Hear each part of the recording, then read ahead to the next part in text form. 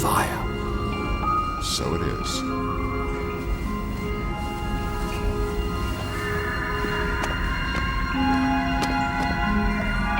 Got a light? Sure.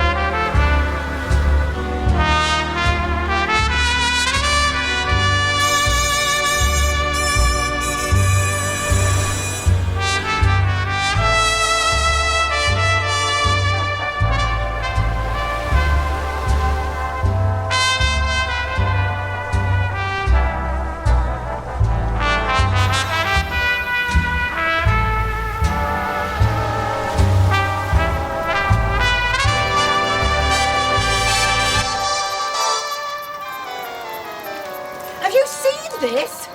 Corky? Corks! Where's Corks? Thought you wanted me to call him Daddy. Don't be facetious. Read that.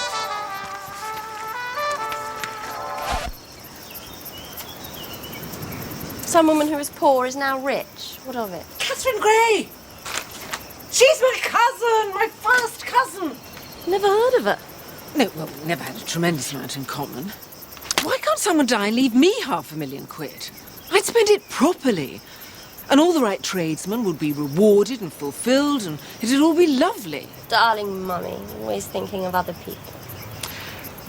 I think I should invite Catherine to come and stay. Some Riviera sunshine might cheer her up. Anyone asks me what I get from my mother, and I'll say shamelessness. Pull your weight, darling, or that really will be all you get. Morning, mate. Take your bags. Thank you, madam.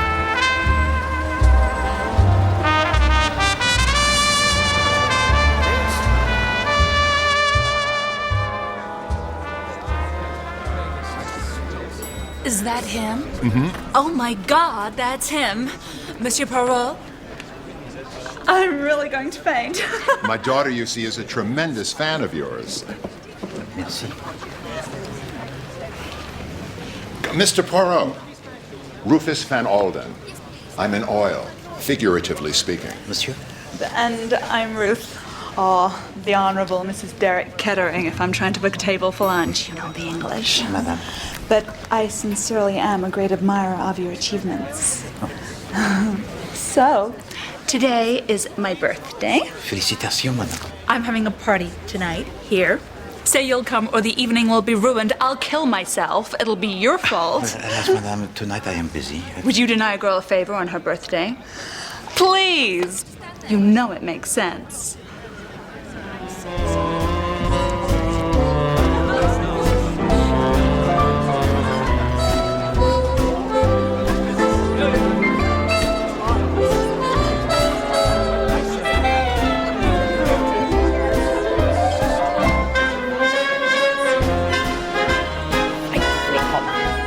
Was a raging lesbian.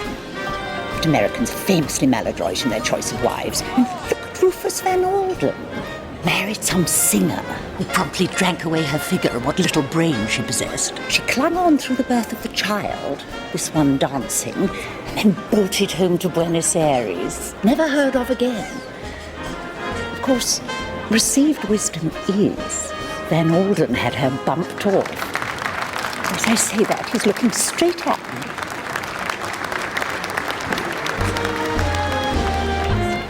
Madame? Isn't she fabulous? Monsieur Van Alden. Look at her go. I see that you adore her. To the brink of dementia, where she tends to keep me. And to purchase for her a jewel of such magnificence as the heart of fire. Sharper than diamond, redder than blood. I'm impressed.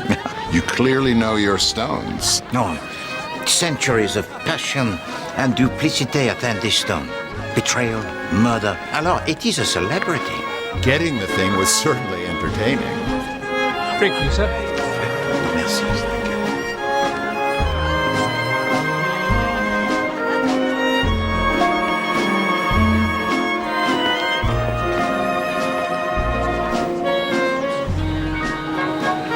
There is something about that gentleman that displeases you. I see no gentleman. I see Derek goddamn Kettering, my goddamn gold-digging son of a bitch son-in-law. You know I'm crazy about you, Ruth. We're all crazy about you. Some of us are just crazy. You're embarrassing me. You're aristocracy now, darling. You don't get embarrassed. You set the tone.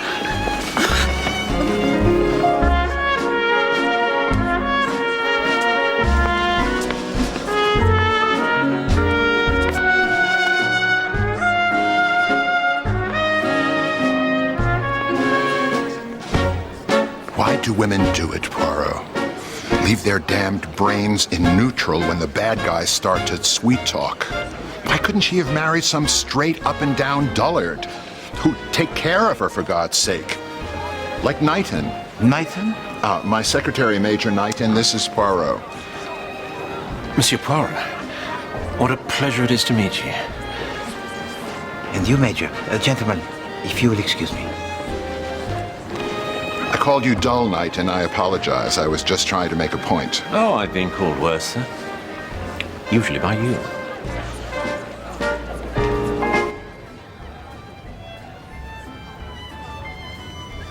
Card.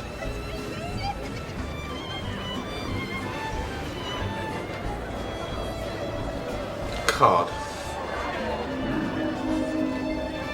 Can't you hear me, damn you? Loud and clear, old boy. I'm just anxious on your behalf. You do owe me rather a lot of money. Are you going to furnish me with the required bloody card, or aren't you? Thank you, bust! Sonnet!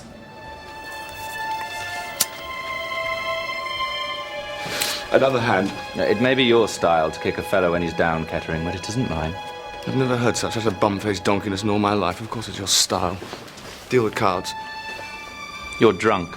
My dear Count, to sit gazing at you for any length of time, drunkenness is absolutely mandatory. Deal the bloody cards!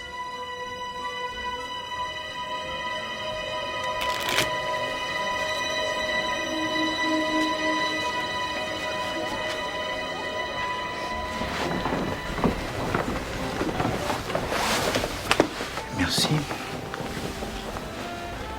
Merci.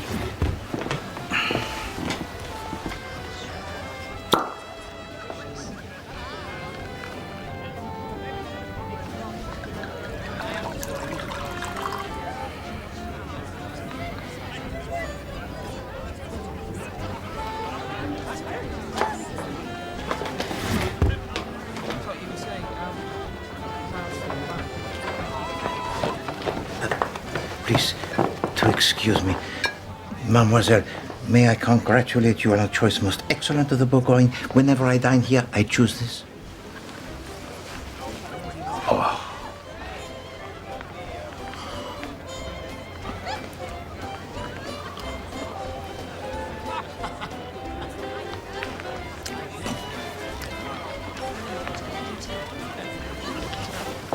Merci. Please to forgive me, that was presumptuous in the extreme. Not at all. It's obvious that I'm grotesquely out of place here. Au contraire, mademoiselle. You fit this surrounding but to perfection.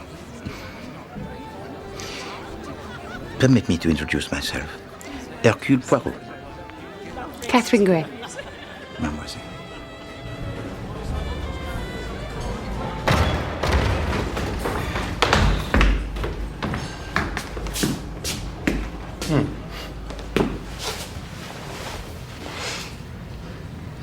Well, this is nice. Derek, tomorrow morning my daughter's going to file for divorce. Is Ruth at all aware that this is what she's going to do? Because I'm not sure she'd be entirely thrilled. I'll pay you £100,000.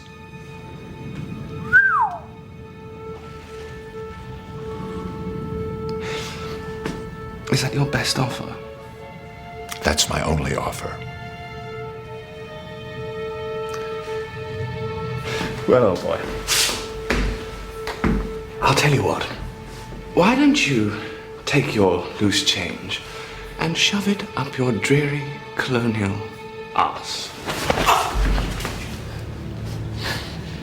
Well, this has all been frightfully amusing. But my wife will be wondering where I've got to.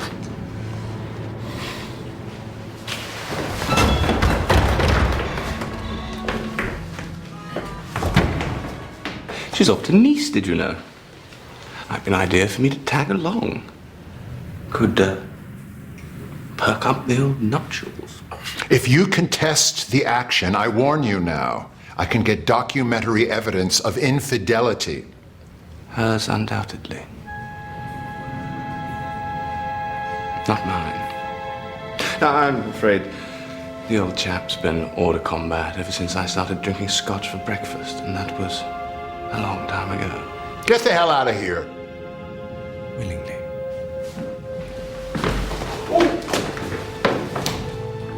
Marvelous party. One day, there I was in the back of Beyond, looking after a cantankerous rich old lady. Next day, I'm one myself. No. I dispute all. But it is curious, monsieur, when someone who's never had much money, and never much cared, suddenly comes into a lot, and crowds of relatives one's never been particularly aware of all start being terrifically hospitable. No, you do yourself the grave disservice to say such a thing. I'm serious. Lady Tamplin, a cousin of mine I've met once, I think, in my adult life, has invited me to stay at her house in the Riviera. Hence all this.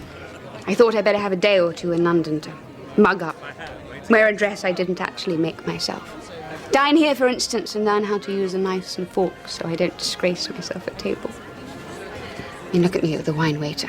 I was pathetic. No, mademoiselle, all one ever needs are the good manners. The rest is just silliness and snobbery, valued only by bores.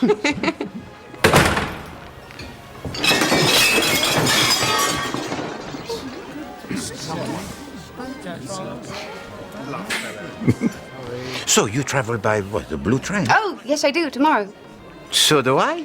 No! Mais oui. Oh, you know, it is beyond measure delightful, mademoiselle, that I may have en route the pleasure of your conversation. You can steer me through all the knives and forks. Wait, I shall be your avuncular. Oh, yes. An avuncular. Oh, that's exactly what I need. Alors? Yes. Papa Poirot. He is at your disposal. Come on.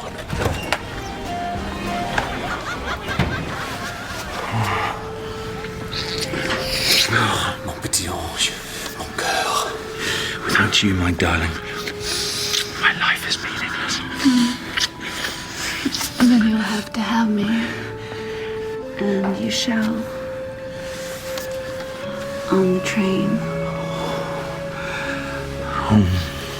It shall be an honor to travel third class. But do not think that my passion will be sated by a single night in Nice. In Nice, you must find a way to escape, to be with me. No, not in Nice. Well, one understands, of course, that you retain some kind of withered stump of affection for your husband, but Frank... No, it's not Derek. It's someone else. Someone I have to meet on my own. Darling, don't look so stricken. You have no reason to be jealous.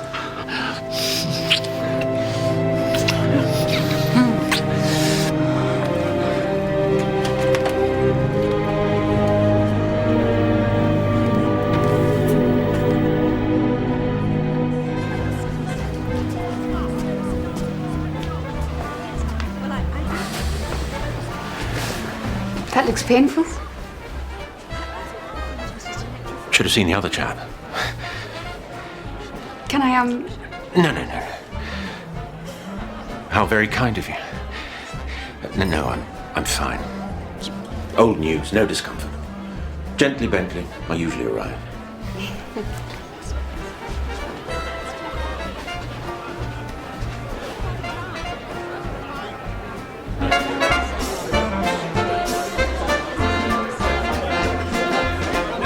Miss Mercy?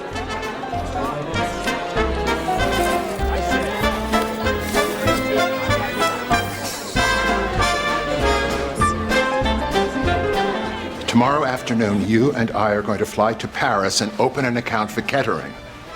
I remember what it's like to worry about money, Knighton. Pretending you don't give a damn about it's one thing, but having it in your hands another. It may do the trick.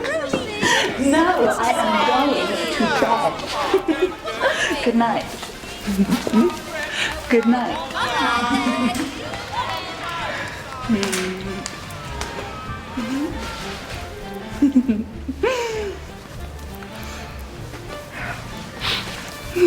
Stoles being worn vertically this season.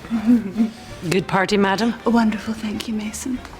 Really wonderful, Daddy. Thank you so much. You're a wonderful girl. You're not taking this with you, are you? On the train? What do you think I am? Crazy? Never travel with anything you couldn't stand to lose. Who's been telling me that, I wonder, since I was 4 years old? I'll get my people to talk to Derek's lawyers. He has to go, honey. By the time you get back, it'll all be over. Sleep tight, little bear.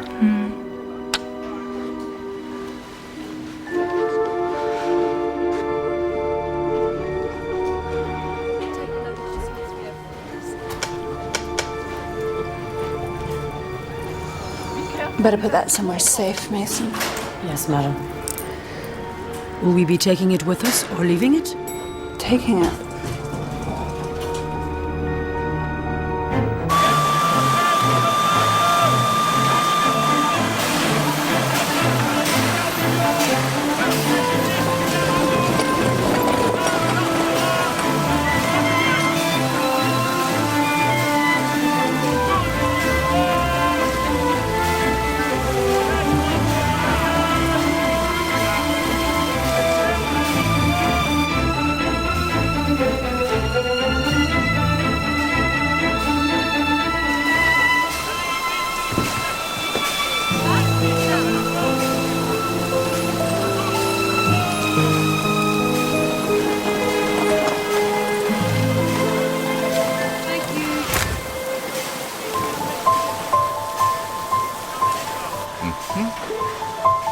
Anybody who is anybody.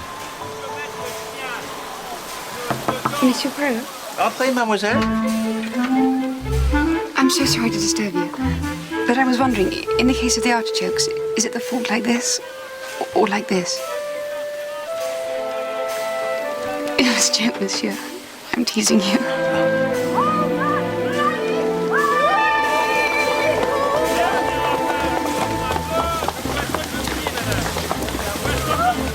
What extraordinary people there are in France. Well, I do not think that we shall be bored. Papers! Quickly! Tickets!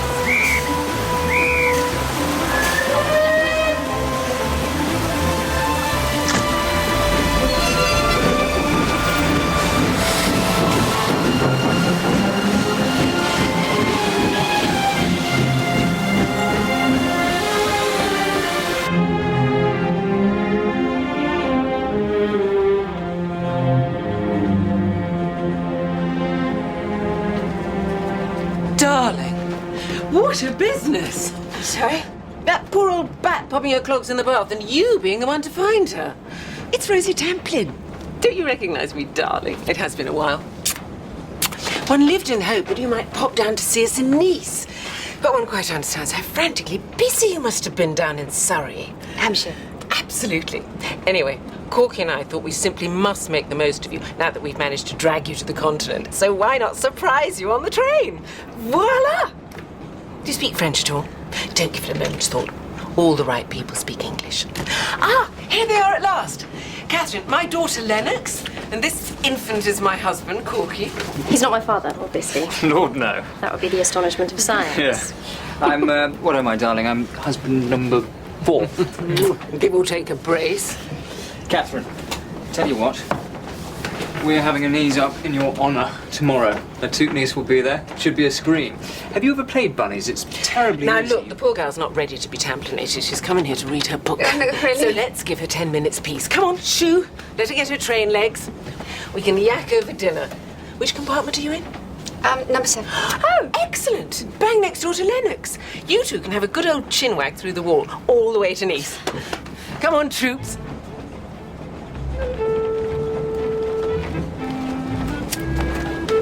Following when? She's a bit of a cracker.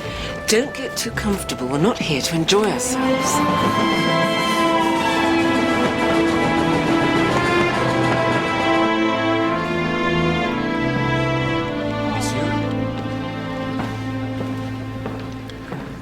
Well, that's that. Do you think I'm doing the wrong thing? Paying off catering? Not necessarily, sir. And it's damnably annoying. But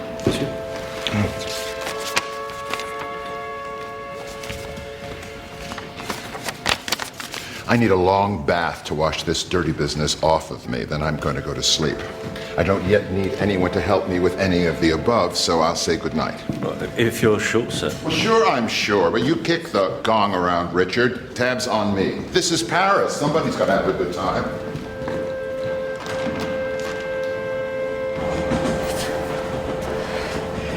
Excuse me, is the seat taken?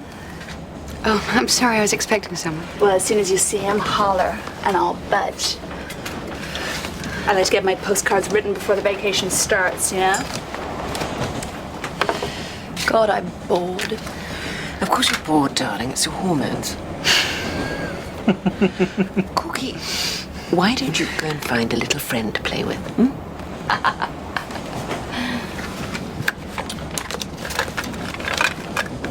Give the American girl 5 minutes, then muscle in. You're making me into such a prostitute. Darling, that would be simple. I'm helping you make nice friends, which is much harder.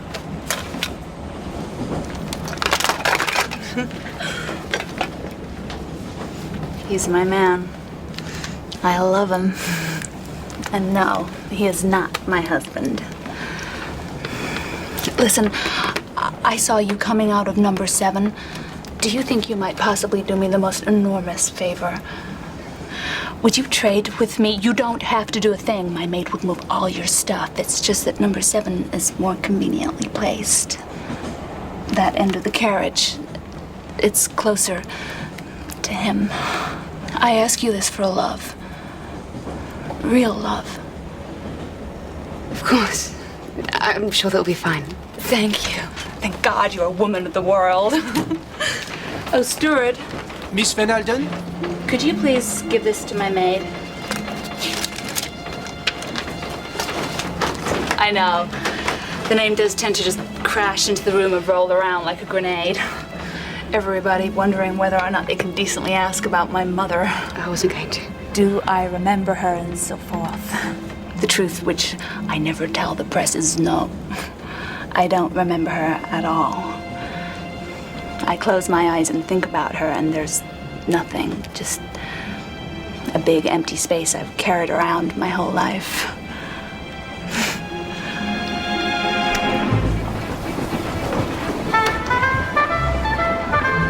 Désolé, monsieur. Un moment. Je vous en...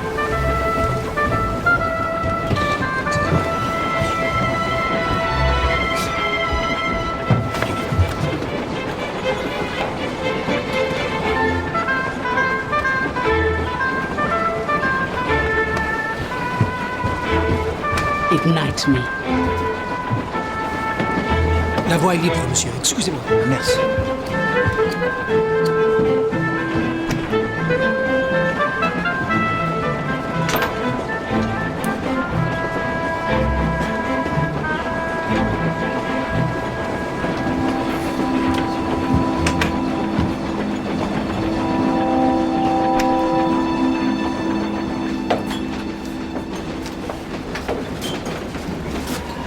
Un casier, s'il vous plaît.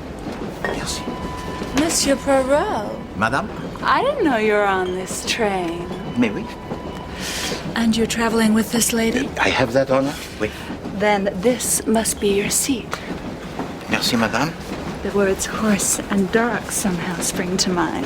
I am avuncular to Mademoiselle Grey. Oh, how nice for her. No wonder her complexion is so fresh. Perhaps I should circulate the notion that you're my bodyguard. The solicitor said I shouldn't even travel as far as the pillar box at the end of the road without having made my will. For once, the solicitors are probably correct. It's perverse of me, I know. But after a lifetime of effectively domestic service, I still don't like being told what to do. I shall do it, of course, as soon as I get back to England. But 5 to 1, I don't think I'll be murdered in the course of the next few days. By the standards of my fellow passengers, I'm still poor. 5 to 1. Well, that is a calculation that I cannot support. Why? What's wrong with it? Because the numbers, they are odd, and I prefer them to be even. The odd numbers, they make me... Monsieur Poirot, I'm so glad you're here. Did I hear the name Poirot?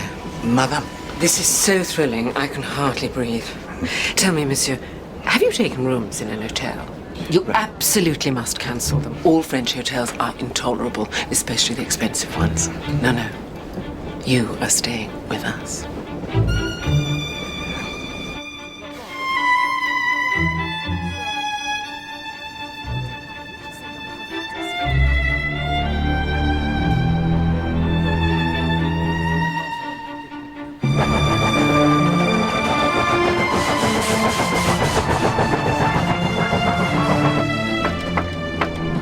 Just a minute. Mrs. Kettering says just Mr. Kettering heard. He's already had the privilege of seeing his wife's neck naked. I can manage.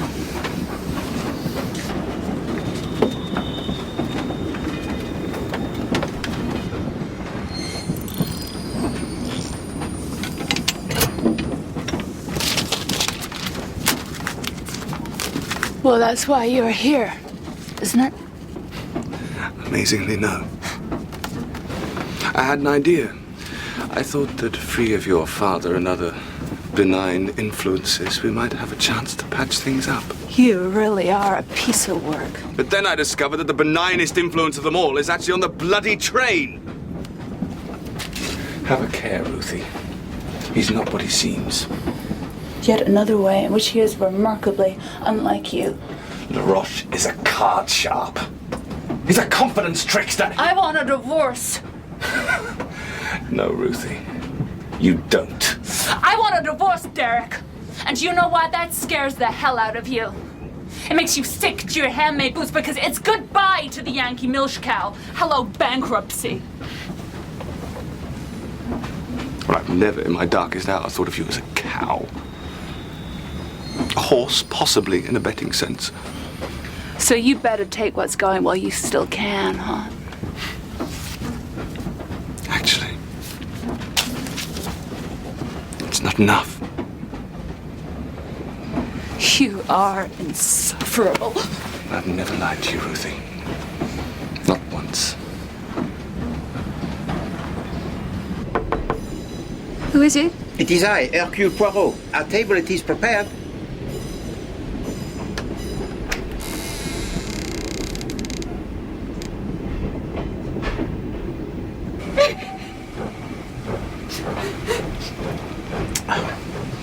You see, mademoiselle,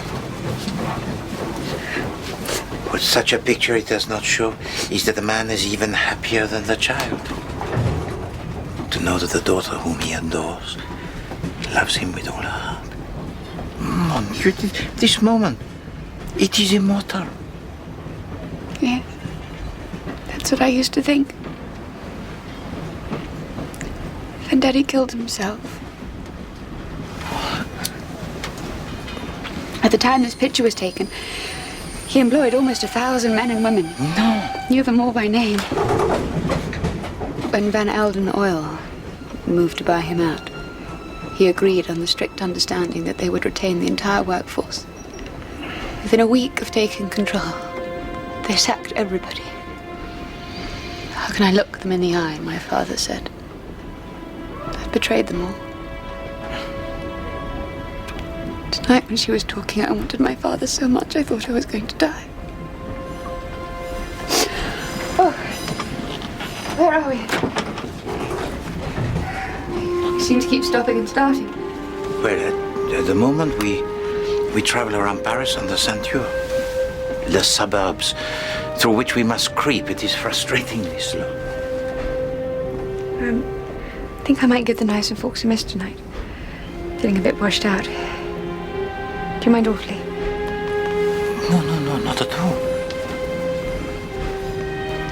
I am at your service, Mademoiselle Gray.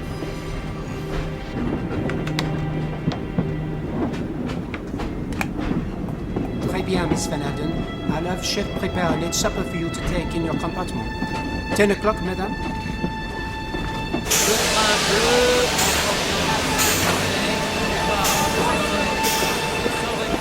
Playing cards? Corky, listen to me. If you don't show for dinner, that is time wasted. Oh, Bonnie, a bloke's got to be free to play a game of cards. I don't think you fully appreciate the gravity of the situation. I appreciate the hell out of it, old girl. I'm... what?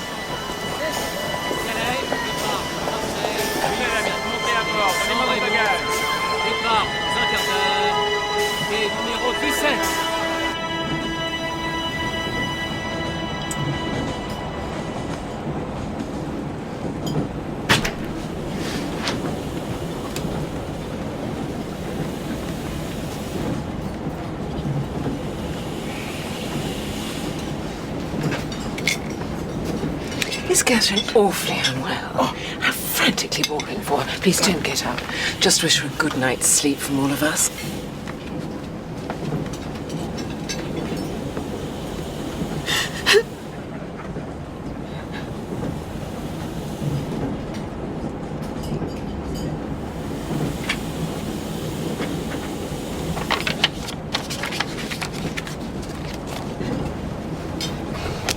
That's me, girls. I'm out.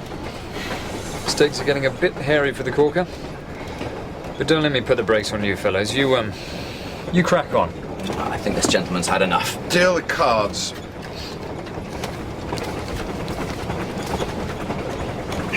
Measure me demande. How, when the cards fall cruelly for Mr. Kettering yet again, will he possibly be able to pay me? Unless, of course, he finds very quickly a more favourable combination. Deal.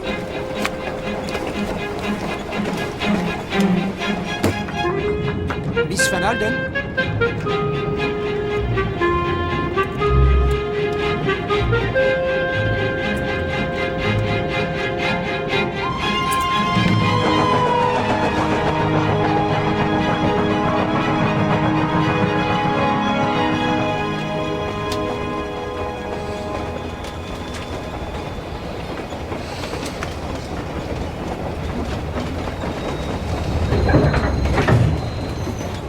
I wasn't asleep.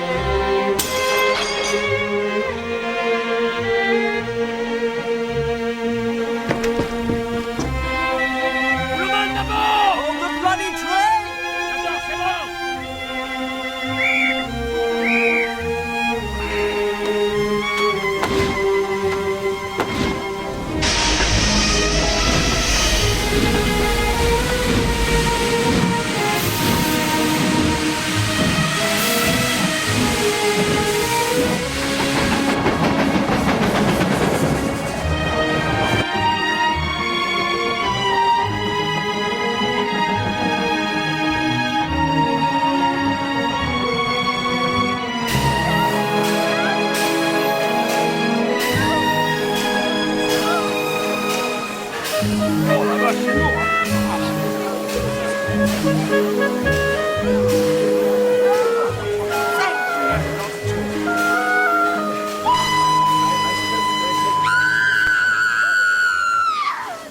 dear Lady Tamplin. Don't. I think I'm going to be sick. Whatever is the matter, Lady Tamplin? Oh, God, Catherine. What has happened to Mademoiselle Grey? She... Oh, my God. I shouldn't have to look at all that blood.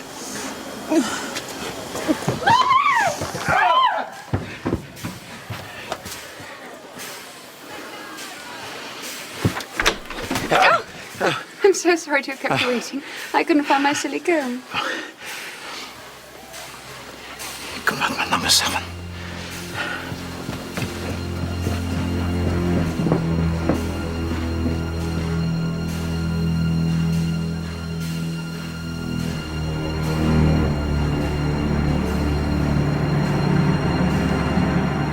Miss Van Alden, sir. But who can tell, mon ami? Who can tell?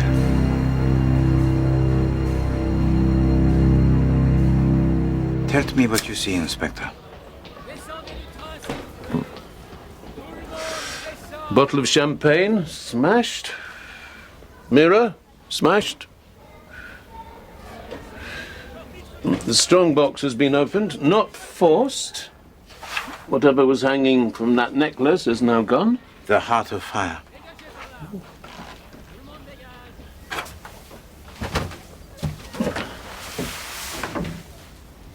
A face? Well, there isn't one. She's been hit so many times there's nothing left. Death within the last 9 hours? Well, Poirot, he left the dining car at 10 o'clock. He saw Madame Kettering receive from the steward a tray. At 4 o'clock in the morning, he heard a smash of glass and saw a man hastening down the corridor.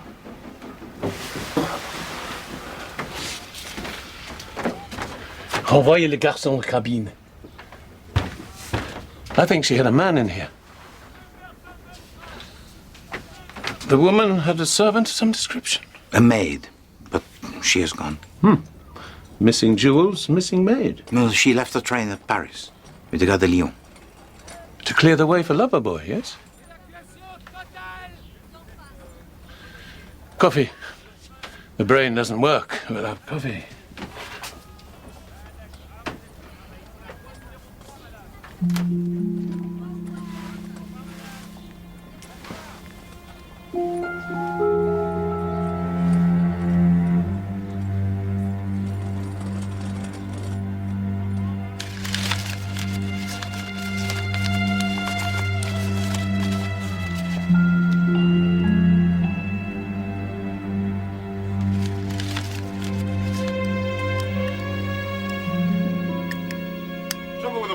It's full of bloody foreigners. Sorry to despoil communion with Mecca and all that, but I'm looking for a copper. Do you speak English? Yes, Monsieur Kettering.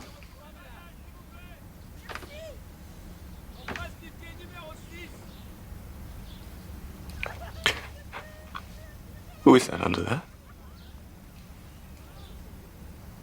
Oh, my dear God.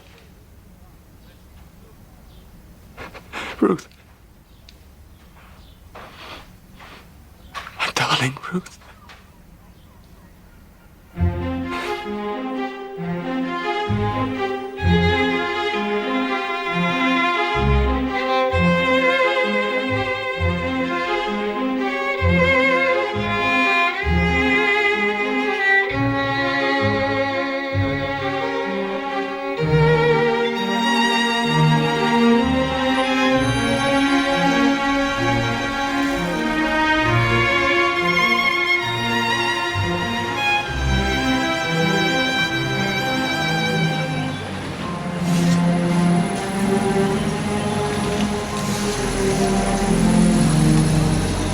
Dreadful thing this is. Did you know the woman? No. I mean... No, not really, no. Monsieur?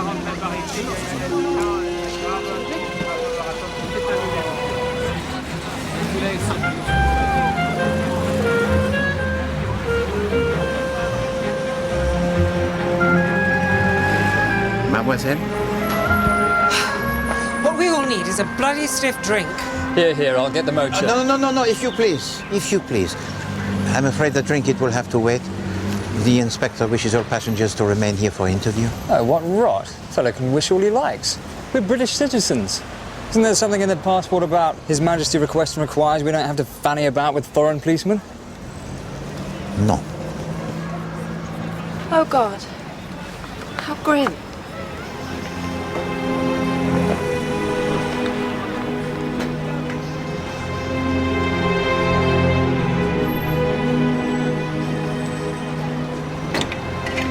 Get out of my way, goddammit!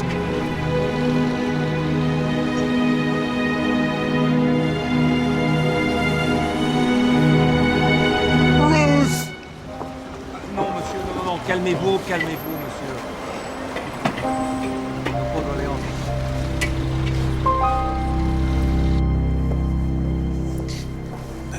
Mademoiselle Mason, could you explain to me, please, how it was that you came to leave the train in Paris? It is important that you speak freely.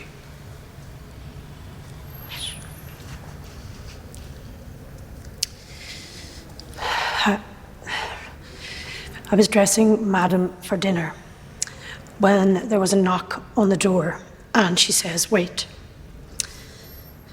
But the door opens, and it's Mr. Kettering. So I went off and made myself scarce, and booked a table for dinner, and when I came back, the door was locked.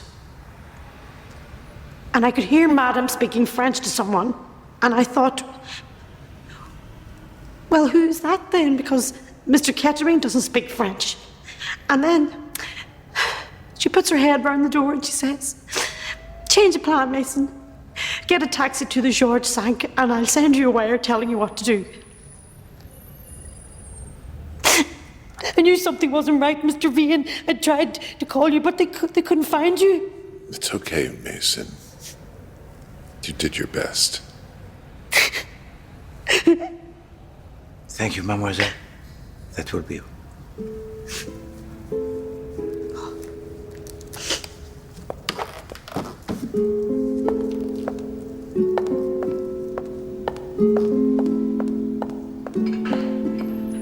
I think she's lying. She was there, actually. What? Mason, I saw her. At the George, after you turned in. I didn't think she saw me, but it was definitely her. I should have said hello, but I didn't awfully want the company.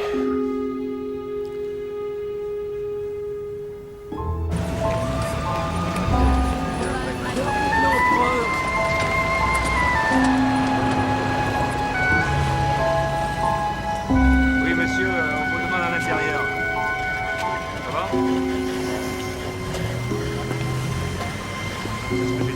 Toujours aussi raffinée et douce.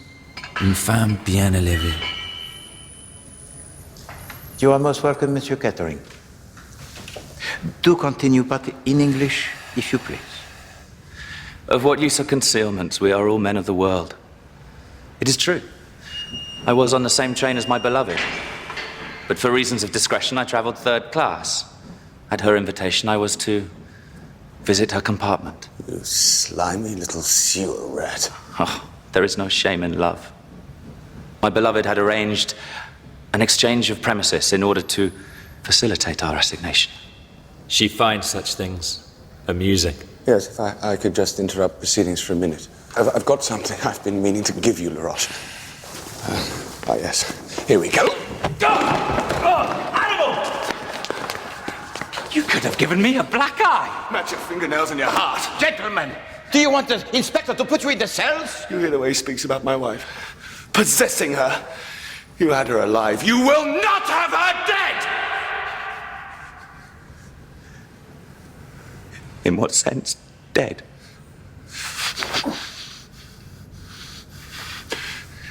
In the sense that someone has smashed her face in with a hammer.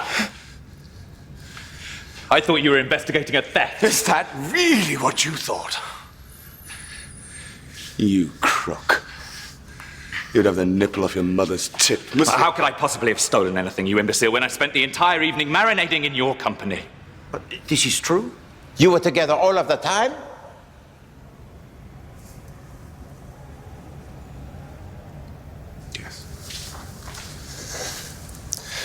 We were playing cards with some unfeasibly gormless idiot. Corky Tamplin. Apart from for 5 minutes, and I might as well say this before Mason squeals on me if she hasn't already, when I knocked on Ruth's door and had a blazing row with her. Alors? You must celebrate. Order the champagne. What are you talking about? Well, Monsieur Van Olden has informed me that your wife, she made no will. Alors, you are richer by £2 million. That is the amount settled on her by her father. Your wife, she dies intestate, so the money, it is yours.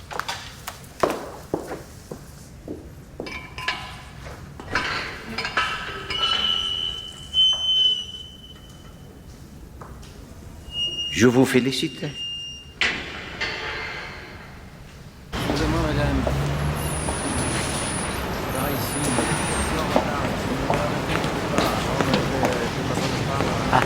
Signora, I will be brief. All I must discover at this moment is which of the passengers is known to you personally. I know nobody. So you're not acquainted with Monsieur Derek Kettering? I know nobody.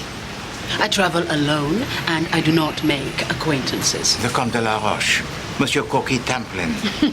Men always believe that sheer persistence will get them what they think they want. It has no dignity, and it does not work. Ruth Kettering. Mademoiselle Catherine Gray. I was in bed all night. If you seek corroboration, interrogate my pillow. Am I free to go? For the present, Signora, we are all free. Excuse me. On the contrary, it'd be ghastly not to be interrogated when it's so fashionable. Mind you, I can't see the point. We weren't careering about the train murdering strange women. We were in bed. I wasn't. No, you were playing cards with your little chums. All of the night you played the cards? That's right. I didn't bet much. And there you remained? That's right. No, Monsieur Corky, that is wrong. Because at Marseille, you almost gave to Poirot a heart attack by rushing past his window as the train it was about to depart. So I did. I got off to stretch the legs in the billowy portions. Almost missed the ruddy train. Was it Marseille? It was. Right. Well, I wouldn't set much store by information emanating from me. Famously stuck for grey matter, eh? Everyone knows that Corky's got a few pages glued together. But it was also at Marseille that the murder was committed. Oh, hell. I've goofed. No, Monsieur Corky. You have goofed. Only if the murder, it was committed by you. And this, Poirot is not, at the present time, disposed to believe.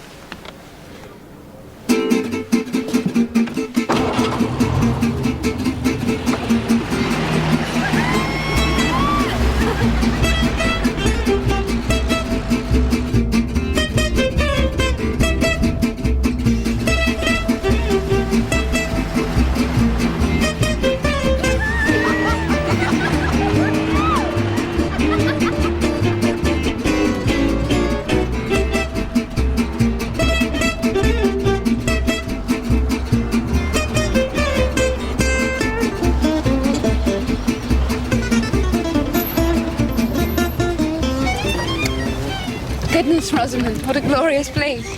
It is rather splendid, in a shabby sort of way. We're revoltingly happy here. Now, Catherine, Monsieur, there are only 2 rules at the Villa Marguerite. You shall be comfortable, and you shall not be hungry. Or thirsty, by God. That is most kind, Monsieur. Would it be possible for me to use the telephone? I have one more person to question. Open up corks, chop chop. Mr. P wants the blower. Ah, merci. Monsieur Van Olden, you knew that I wished to interview you, and yet you disappeared. I was upset. I apologize. What do you want to know? You flew to Nice from Paris? Yes. Why? It was a surprise. For whom? For my daughter. Spur of the moment.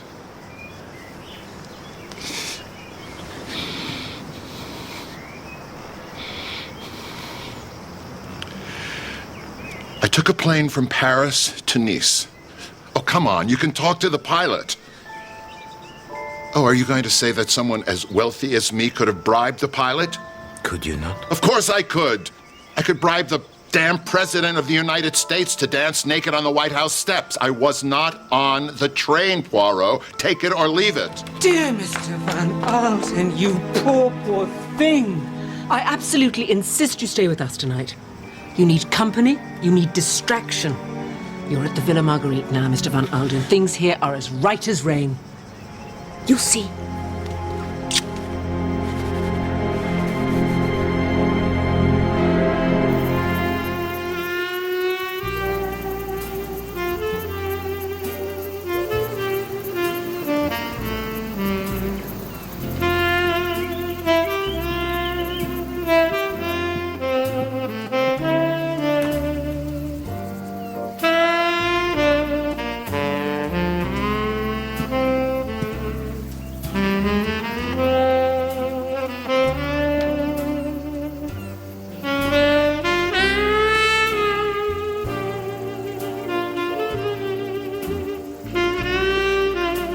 Can you tell I'm wearing suspenders under this?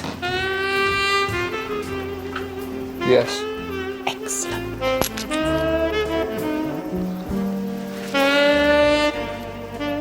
The party doesn't start for half an hour. You're like a little puppy, really, aren't you? Down. I'm cross with you. Why? Did I forget something? Married 3 years, eh? That's Lino, isn't it? Bakelite? So where's my present? In my pocket. Hand it over. Get it yourself, you lazy tart.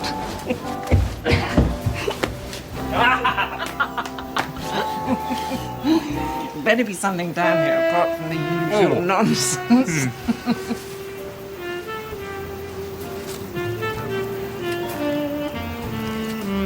I love you, Rosie.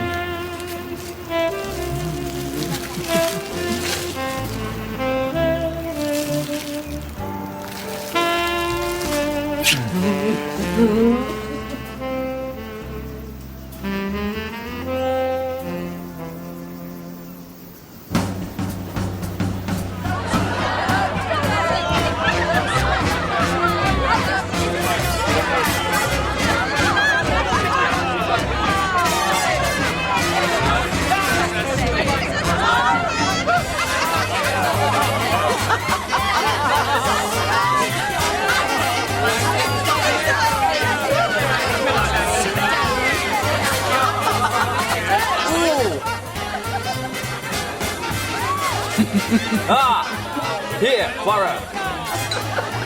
This is local. We call it the infuriator. This will put lead into your little propelling pencil. No, merci. Merci. I must circulate the grog before I drink it all myself. Look here! I accuse you of being my wife, and I demand the right to be kissed.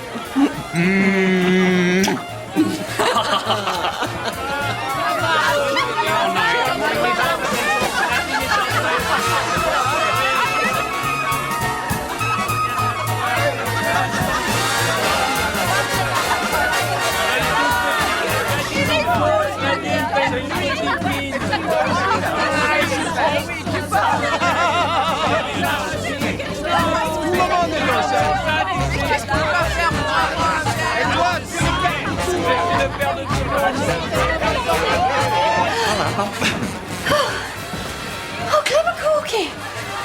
Mummy thought he'd forgotten their anniversary, but he clearly hasn't. He's got her something. Oh, I just hope to God for his sake it didn't cost a lot of her money. But if money is in short supply, this rekindled friendship with Mademoiselle Grey, it might be most convenient. Well, that's why she's here, obviously. I mean, it must be crystal clear to Catherine. Mummy's incorrigible! She can't just have a party, she has to have a sensation. Oh, it's that air of helpless ruin. It is desperately attractive. He may well be a killer too, of course, so that's a bit worrying. Maybe that's what's attractive, I don't know. Oh, God! She's only gone and invited him as well! Oh, Mummy. Not want to let a tiresome, brutal murder cramp her style.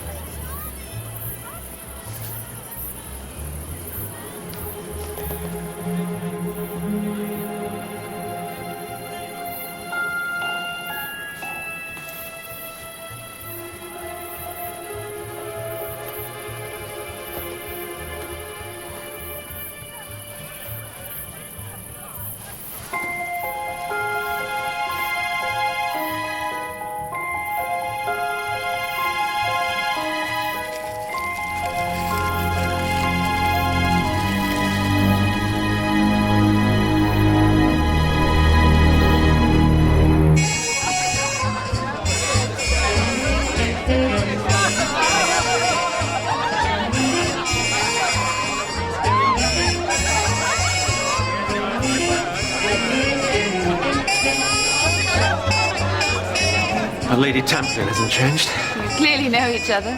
Oh, she ran a sort of hospital here during the war. Looked after me when I got my souvenir of Flanders. Look, I'm glad to have caught you on your own. I think that's great. I just wanted to say... actually, I haven't got the faintest idea what I wanted to say. Some sort of half-baked offer to be of service. That's very kind of you. It's perfectly tedious. I mean, you're eminently capable. No, really. It's very generous of you to be concerned for me after this awful thing has happened. I appreciate it. Oh, God, Major. Oh, I'm so sorry. Oh, God, they're all gone now. Oh, I told Mr. V that I don't do silver service, but he said... Mason, it's all right. Now, you've done us all a favour chucking this muck on the floor rather than making us drink it. Doesn't matter. Look after Mr. Van Alden for me. Much more important. See if there's anything he needs. Off you go.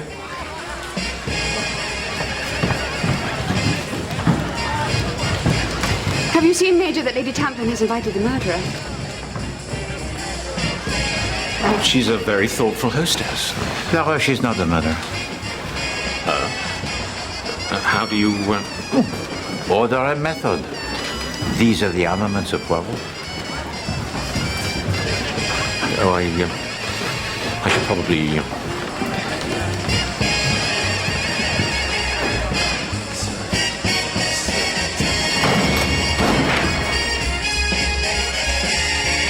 Et enfin, ça commence.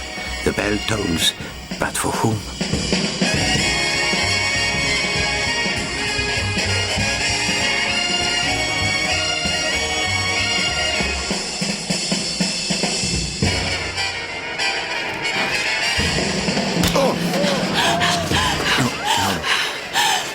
Good evening, Morel. How dare you keep that from me? From me!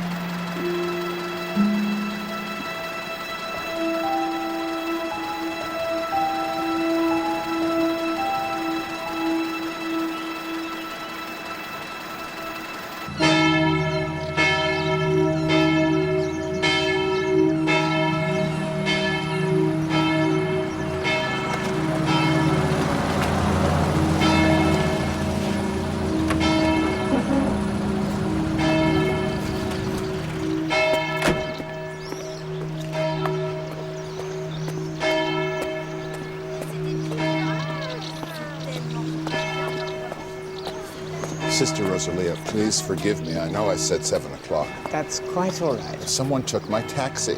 Yes, your representative. He warned us that you would be a little late. My representative.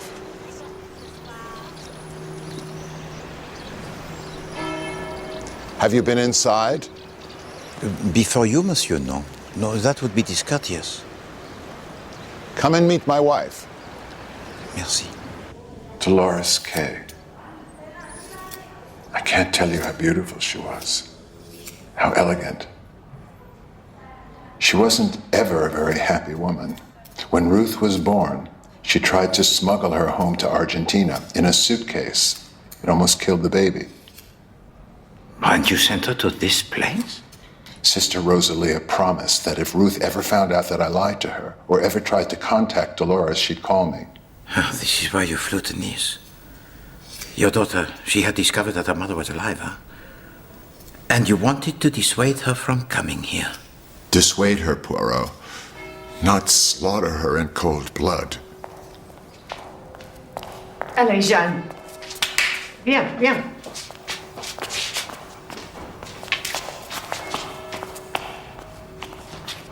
We don't have scissors, do we? Please, Sister Dolores. There's a good girl.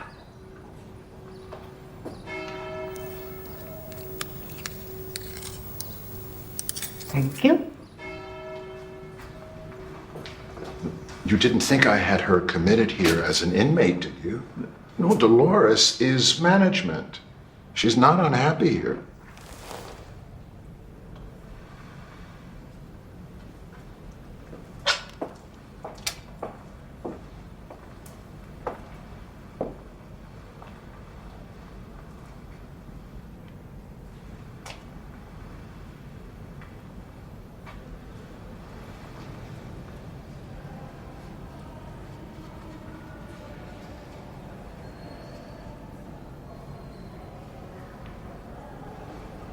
She came to me.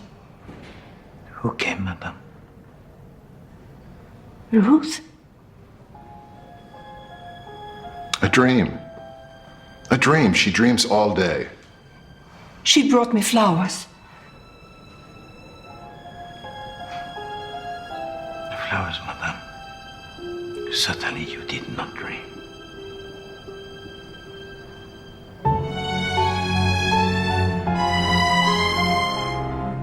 Well, what we actually have is a faceless corpse. So... All right, what if? She faked it. The daughter faked her own death to punish Papa. Or to escape her husband. I don't know. Both. Then she would be the murderer.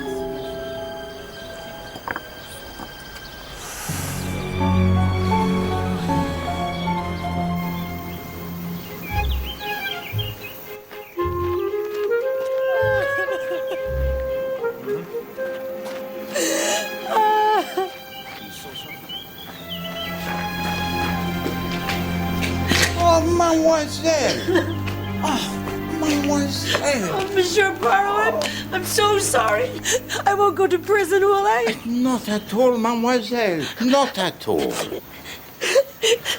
Mason thinks she's remembered something. I don't think. I have. My dear Mademoiselle Mason, what is it that you recall?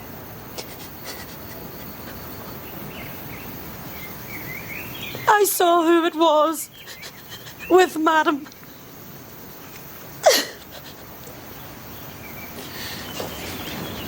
This is most important, mademoiselle. You are absolutely certain. Yes. Yes.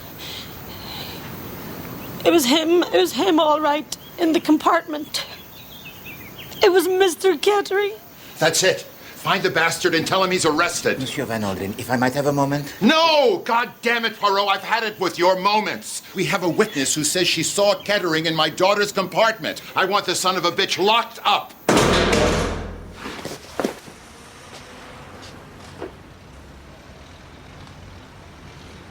Got a fag? Poirot?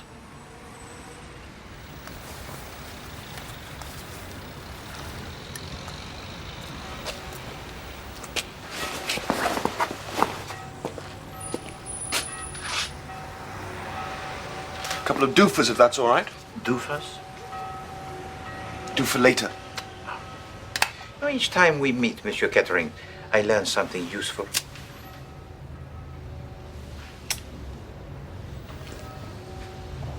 We'll get on with it then. You may have time to wait, but I've got a busy social schedule. You went to the compartment of your wife? Yes, old bean. I told you that. To steer the heart of fire? No. But you've got a head of steam up, so press on. Well, the strongbox, it was not forced. Who knew of the combination? Don't know, wasn't one of them. No. But you thought you could extract the code from your wife, did you not? But you failed. Later, you returned drunk and desperate to settle your debt to La Roche. You then compelled your wife, Ruth, to open the box. And killed her because? I feel my motives getting a weeny bit congested here. The theft complete. You battered your wife to death because she refused your sexual advances.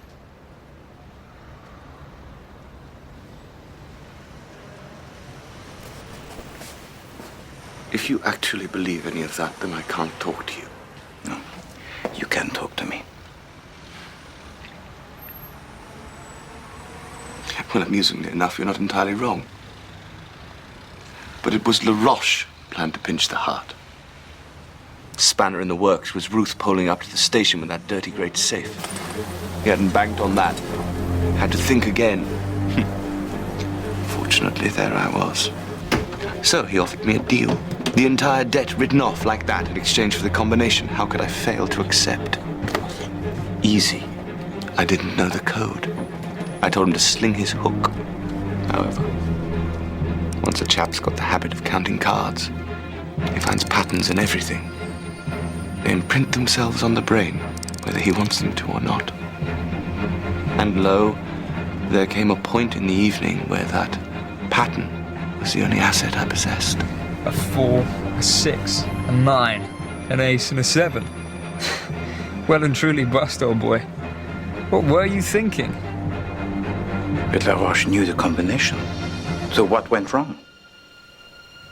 Not quite the condition of erotic preparation in which he expected to find my wife.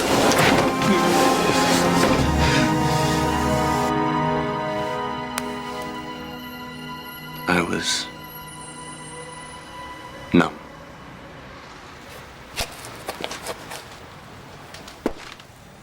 But he rallied quickly enough, pointed out that things wouldn't look exactly ideal for either of us. That we should agree there and then that neither of us ever left that compartment. So, according to La Roche, he ain't your man.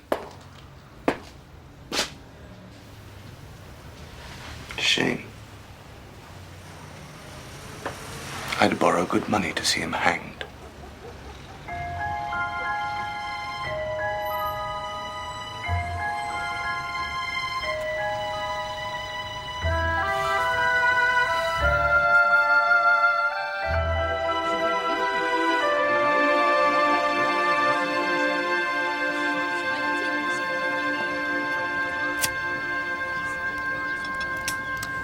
Mislaid in the compartment of Madame Kettering. May Poirot sit, Signora? He wishes to tell to you a little story. I despise fiction. Ah, but this little story, it is true. It is about Monsieur Rufus Van Alden, a man of authority, accustomed to acquiring whatever he wants, whenever he wants it.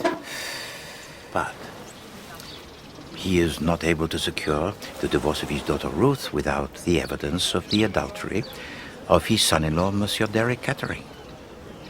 Alors, he learns that his son-in-law plans to join his daughter Ruth on the blue train. I don't know any of these people. And you know, he does a thing most extraordinary. He sends his lover on the train also, to offer herself to Monsieur Derek Kettering. Ignite me.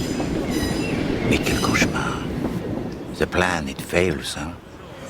Monsieur Kettering proves immune to her powerful charms because he has a secret that nobody else knows. He loves his wife. C'est ça.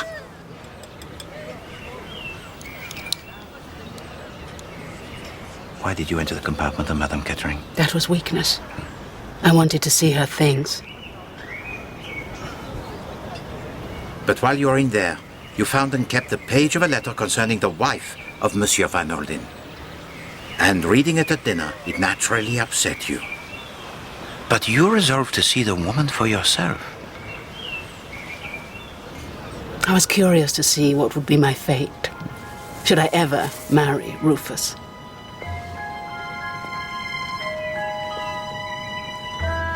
She was convinced that I was her daughter. Colorblind, as well as mad. However, it seemed cruel to disabuse her. Her life has been sufficiently unfortunate. Well, that was kind. I spent most of my life being kind, monsieur. Mostly to men of about your age. And look where it has got me. Whoring for no pay. Life. Grossly overrated, I find.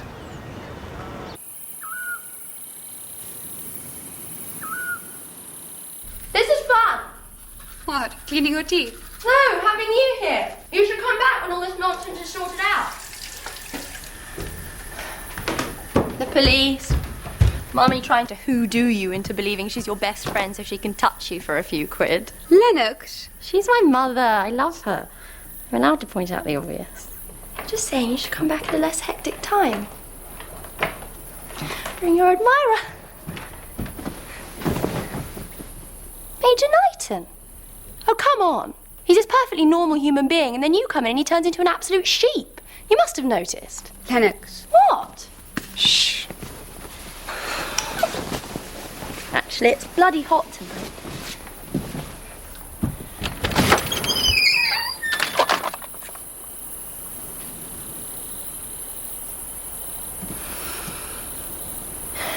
That's better.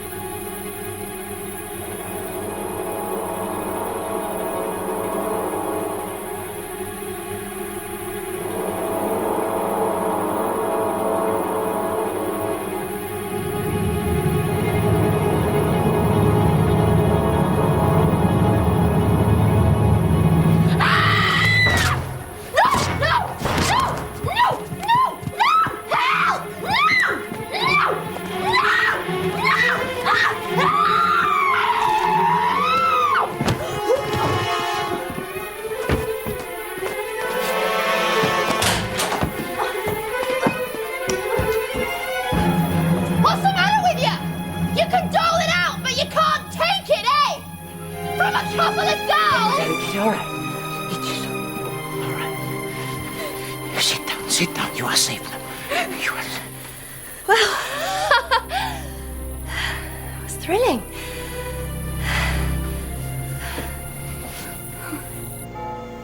I'm so sorry. It's all right. There's really no need for me to be lying in bed. I feel fine.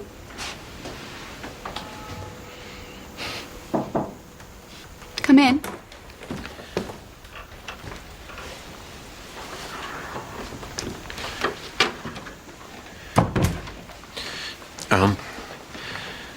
Six sugars. Absolutely disgusting, of course, but it's good for, you know. Thank you. And, How lovely.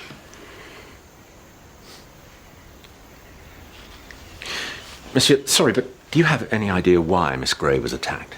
I mean, there's nothing to connect her and Mrs. Kettering. Is there? There is the possibility, most dreadful, that the death of Madame Kettering was not what the murderer intended. You mean he came for me? Oh, God. So he didn't know that Ruth and I had swapped compartments? No, the possibility only. No, it's all right. I just thought of something. Shout me down if I'm wrong. Well, we are assuming that the murderer got off the train with us at Nice, aren't we? Well, what's to stop him disappearing before he got here? I don't know. I'm dropping off somewhere in the dark. Mademoiselle Gray, you must excuse me. Major Nathan, au revoir.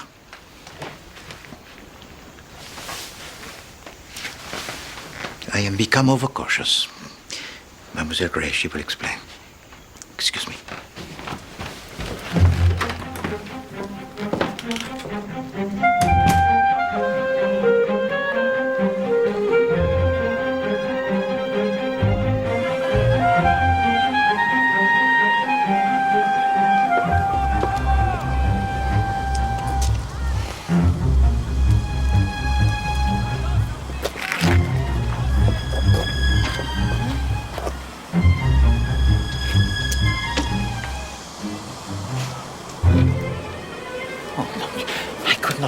Paris, but then Paris did not exist to be understood.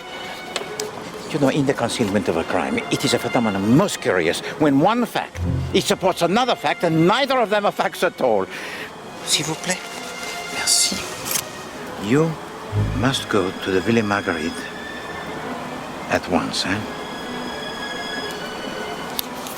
C'est très urgent. Très urgent.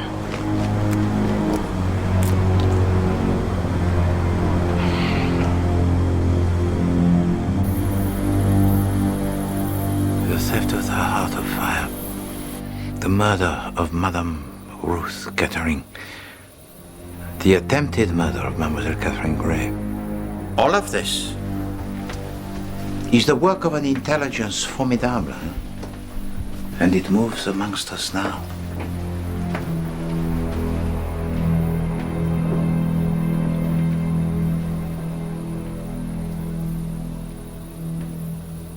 Signora Malassi, you are 40 years of age, so it is not unreasonable that you should wish that Monsieur Rufus Van Orden should formalize your relations. You could yet provide him with an heir. Now look here, goddammit. S'il vous plaît.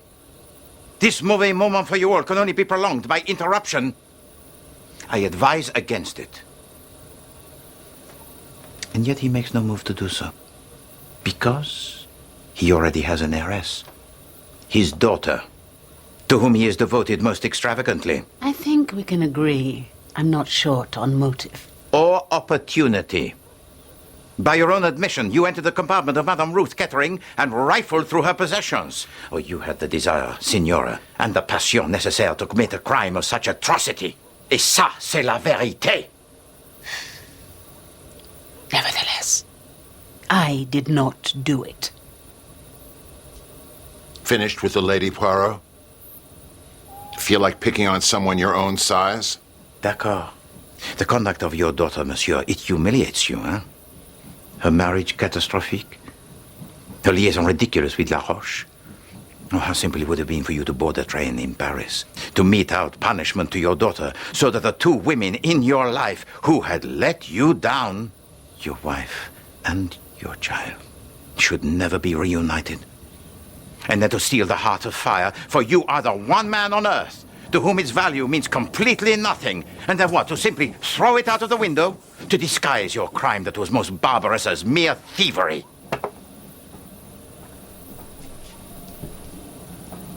Could we please stop buggering about and just say which one of us is the bad egg? God's sake, man, we all know it was me. Then how did you manage to attack me? You were locked up. It wasn't you, and we know it wasn't you.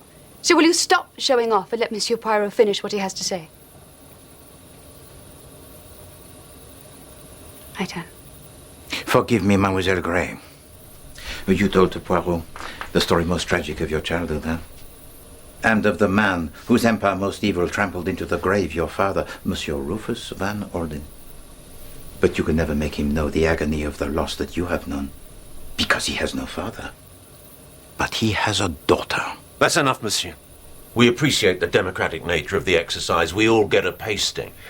But Miss Grey clearly didn't attack herself. And I think you should desist. The gallant Major Knighton, whose loyalty knows no bounds. Not strictly true, monsieur. I'm not really in the business of slaughtering my employer's offspring. On anybody's orders.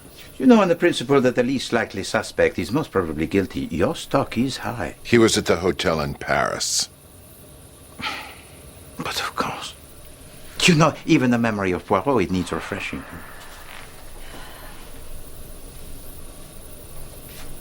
Lady Templin, our consummate hostess. Alas for you that you are embarrassed financially. How dare you? Is it possible that you dispatched the wrong woman? What are you drivelling about? Oh, surely you meant to kill Mademoiselle Catherine Grey. Oh, should she die before her return to England to make a will, you would be the rightful inheritor of the estate. Rot! And bloody cheeky, if you don't mind my saying so. Mademoiselle Lennox, instructed by your mother to make the great friendship with Mademoiselle Grey. You also... We're broke.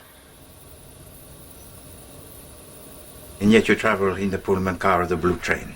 The bill for that is on my desk. Can't pay it. Royally buggered. But I was planning to touch her for a cheque, monsieur. Not murder her for her inheritance.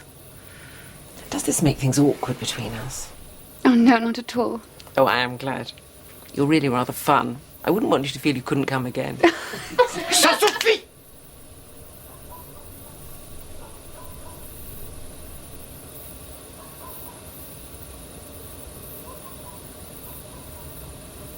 Please don't. Monsieur Coquet, would you tell to Poirot how this came to be in your possession?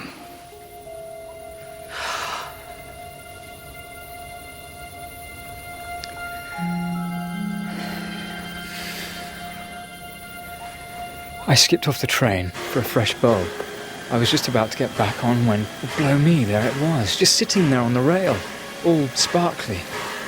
I mean, if the train had gone off again, it would have been smashed to pieces, so I reached down and I got it.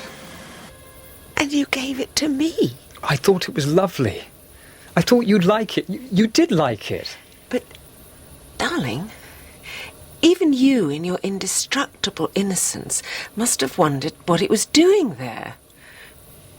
No? You didn't ask yourself? Oh, Corky, I do love you, but you are hopeless. It's a fake. I can smell a phony through a brick wall. This isn't the Heart of Fire. It's a copy. Justement. The replica. Enfin, Monsieur le Comte. The long game, huh? It was to relieve Madame Kettering of a jewel, no? You would make the substitution, and by the time it was discovered, you would be gone. I absolutely must protest. Well, of course, that is your prerogative, monsieur. But far better for Poirot to expose you as a thief and charlatan than as a murderer.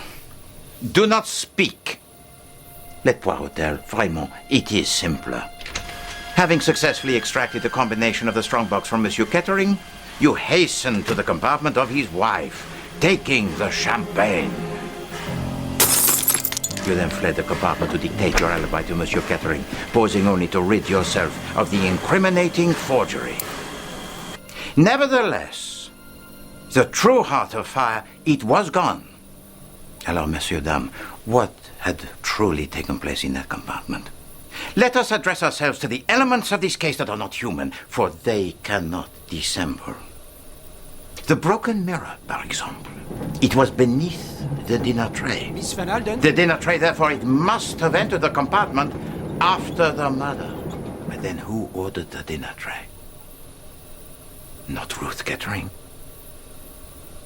but someone pretending to be her, behind whom Ruth already lay dead and faceless on the floor. Oh, we see those around us. And we think we know them. But we know nothing at all. Oh my God! Bloody hell! I don't have to put up with being manhandled. You know, Poirot, he marveled at the strength and audacity of this thief and murderer. of any adversary Poirot had ever known. Oh, this killer was twice the man. But you know, Poirot did not realize how literally this was true. For mes amis, this murderer is not one person, but two persons, working together, sharing the same passion, the same sickness. I talk, of course, of Ada Mason, but also of the man who is her lover. And this man, he thinks he can escape Poirot. Not so. For he made one little mistake from which emanated a myriad of others. He fell in love. And for his partner, this was unendurable. For jealousy, as it so often does, throws open the door to murder.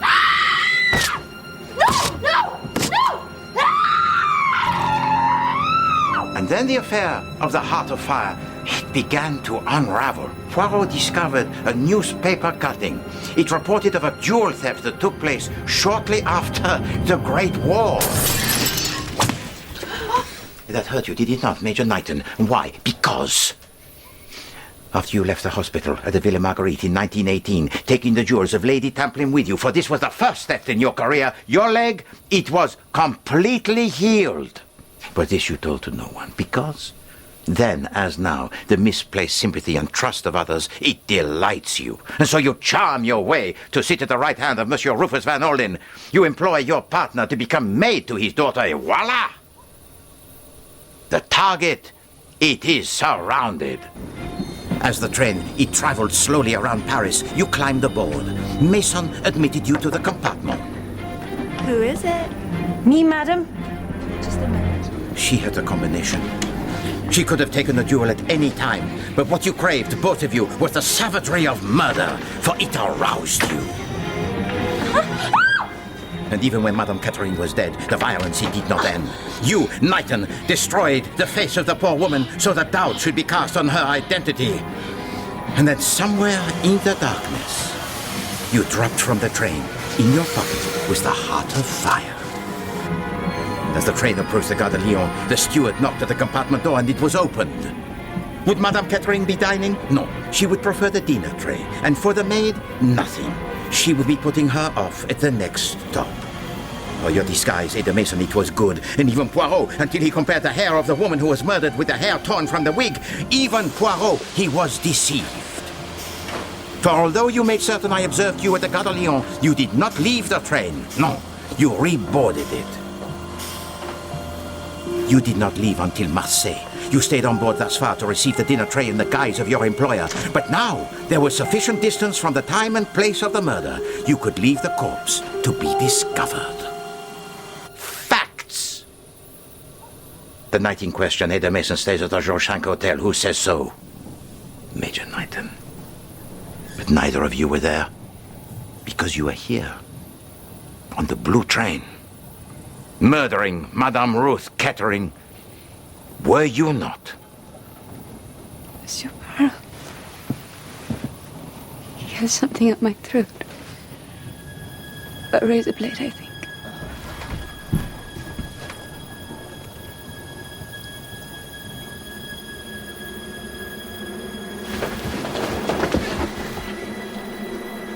We're leaving now. Let them go. Let them go.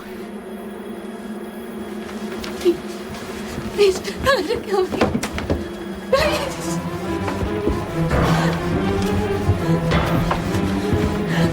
No closer!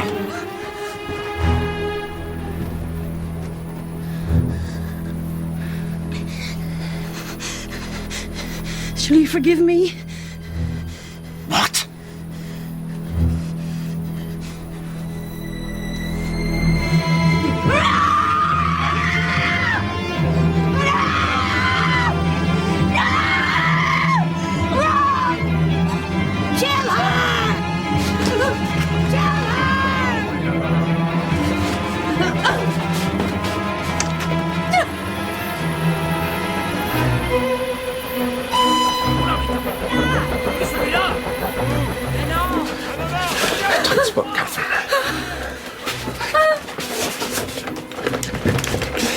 But I've known worse.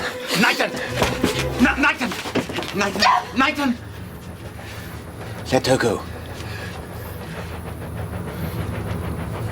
The greatest jewel thief in living memory. By all means. But do not be the mere lunatic.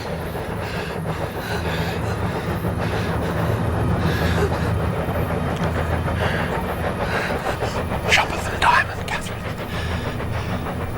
Redder than blood.